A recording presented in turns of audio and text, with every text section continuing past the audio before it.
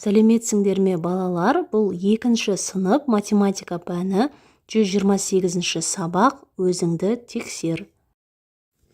1-ші тапсырма. Кез келген тұйықталмаған қисық және тұйықталған сынық сызықсыз. Әр сызыққа 3 нүктеден қой және әріптермен белгіле. Осы белгіленген нүктелердің бір-біріне қатысты орналасуын анықта. Оның бойынан 3 нүкте белгілеп, оларды әріптермен белгілейміз. Мысалы, біріншісі А, Б және Д нүктесі деп алуға болады. Сонда А, Б және Д нүктелері тұйықталмаған қисық сызықтың бойында орналасқан. А және Д нүктелерінің арасында Б нүктесі жатады. Келесі тұйықталған сынық сызық.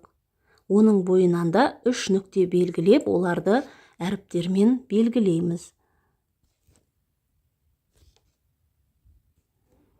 К нүктесі, С нүктесі және О нүктесі деп алуға болады. Сонда К және О нүктелерінің арасында С нүктесі жатады. 2-ші тапсырма. Кестені толтыр. Тіктөртбұрыштың біріншісінде периметрі берілген, ұзындығы берілген, ені белгісіз.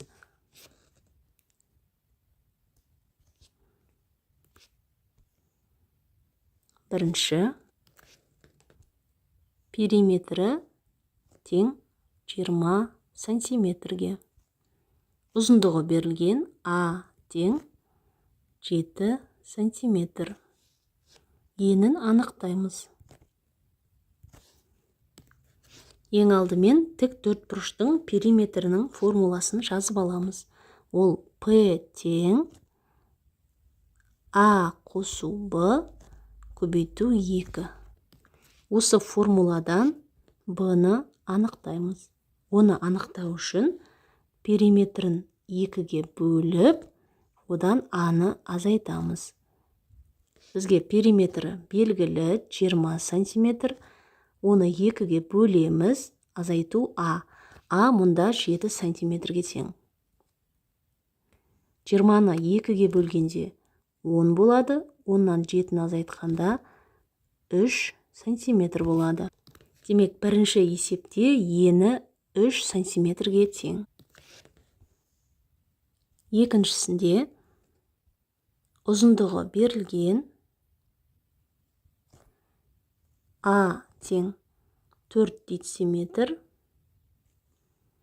ені берілген, Б тең 2 дециметр. Периметрін анықтау керек.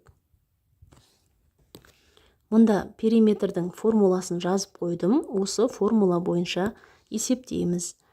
П тең А белгілі 4 дециметр, Б белгілі 2 дециметр. Екеуін қосып 2 есе арттырамыз. 4-ке 2-ні қосқанда 6 болады. 6-ны 2-ге көбейткенде 12 дециметр болады. Демек, екінші есепте периметрі 12 дециметрге тең.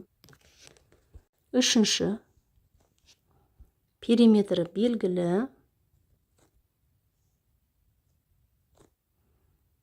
18 метрге тең. Ұзындығы белгісіз, ені 3 метрге тең. Ұзындығын анықтау керек. Мұнда периметрдің формуласы берілген. Осы формула бойынша А-ны анықтаймыз. Оны анықтау үшін А тең периметрін 2-ге бөліп, одан Б-ны азайтамыз. Периметрі 18 метр, оны 2-ге бөліп, одан 3 метрді азайтамыз. 18-ді 2-ге бөлгенде 9 болады. 9-дан 3-ті азайтқанда 6 метр болады. Демек, мұнда ұзындығы 6 метр болады. Үшінші тапсырма. желкенді қайықтың қандай фигуралардан құрастырылғанын айтып бер. Ең алдымен қайықтың денесіне қараймыз. Оның денесі 4 бұрыш пішінді. Міне 1 бұрышы, 2 бұрышы, 3 және 4 бұрышы бар. Демек, бұл 4 бұрыш болады. Келесі терезелеріне қараймыз. Ол дөңгелек пішінді, яғни шеңбер тәрізді деп алуға болады. Және желкенін бөліп тұрған мұнда түзу сызық бар екен. Және оның желкені 3 бұрыш тәрізді. Жауабы: қайық 4 бұрыш, шеңбер, 3 бұрыш және түзуден құрастырылған. Балалар, осымен бүгінгі сабақ аяқталды. Сабақ түсінікті болса, міндетті түрде осы видеоға лайк басып, каналға тіркеліп алуды ұмытпаңдар. Келесі сабақтарда кездескенше.